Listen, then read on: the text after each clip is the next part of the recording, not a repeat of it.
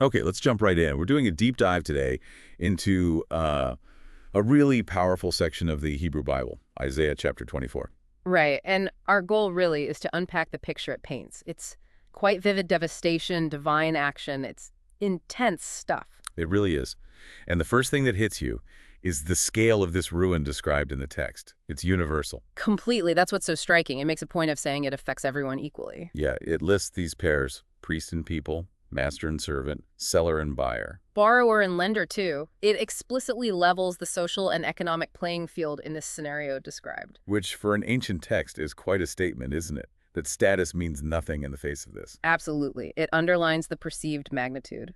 And crucially, the text gives a reason for all this. It does. It says, the earth is defiled. Why? Because people have disobeyed the laws, violated the statutes, and broken the everlasting covenant. That phrase, everlasting covenant, is so significant in this context. It's presented as something fundamental, like a cosmic agreement. So breaking it isn't just rule breaking, it's... It's portrayed as having these massive, earth-shattering consequences, according to the source, yes, defiling the land itself. Okay, so what are those consequences? The text gets pretty graphic, doesn't it? Oh, yeah. Extremely bleak. It says the earth dries up, it withers, the whole world languishes. And the people.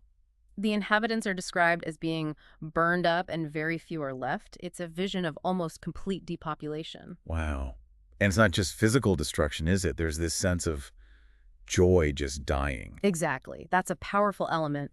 New wine fails, vines wither, the sounds of celebration, tamarines, harps, they fall silent, merrymakers groan. Even beer tastes bitter, the text says. It's like the capacity for happiness is just gone. Utterly extinguished. And that ruin extends to the built environment, too. Cities aren't spared. Right. The city is desolate, houses barred, gates smashed in, total urban breakdown. And there's this feeling of inescapability. You can't get away. You mean the terror and pit and snare part? Precisely. Flee the terror, you fall in the pit. Climb out of the pit, you get caught in the snare. It's presented as this relentless sequence, no escape route. And on top of all that, the planet itself is described as physically unstable. Yes, the language is dramatic. The earth is broken up, split asunder, thoroughly shaken. It reels like a drunkard. It sways like a hut. That imagery is incredibly strong. And the text explicitly ties this physical instability to the guilt of its rebellion. Human action and cosmic consequence directly linked.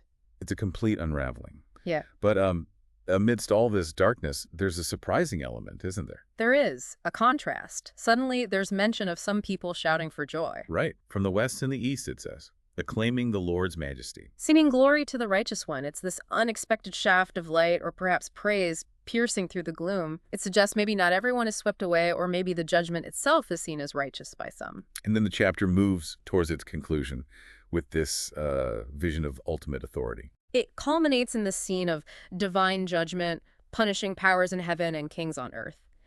They're described almost like prisoners being rounded up. And after that, The final declaration, the Lord Almighty will reign on Mount Zion gloriously. So glorious, the text says, that the sun and moon look pale or abashed in comparison. Mount Zion becomes this focal point of ultimate restored order and divine rule. so stepping back, when you look at this whole chapter, this arc from total ruin linked to human deeds through inescapable judgment to this final glorious reign, what does it tell us? What can you take away from engaging with a text like this? Well, I think it gives you a really deep insight into a particular ancient worldview, one where morality, human responsibility, and the very fabric of the cosmos are seen as intrinsically connected. So consequences are real, Yeah. and they are huge, potentially world-altering in this view. Exactly. It lays out a perspective on cause and effect, on divine power, and ultimate accountability that is absolute. Understanding these historical perspectives, seeing how people perceive the world and their place in it, is just incredibly valuable. It broadens our understanding of human thought. So, to sum up our deep dive, Isaiah 24 presents this incredibly intense vision. Widespread devastation explicitly rooted in human actions according to the text, leading through inescapable consequences to a final, decisive divine judgment and reign. And maybe a final thought for you to consider. Think about that stark contrast embedded right in the text, the movement from absolute desolation and despair to this picture of ultimate glory and divine sovereignty. What might that structure, that dramatic shift, suggest about the underlying message, or perhaps the hope that this ancient source was trying to convey? Something to ponder.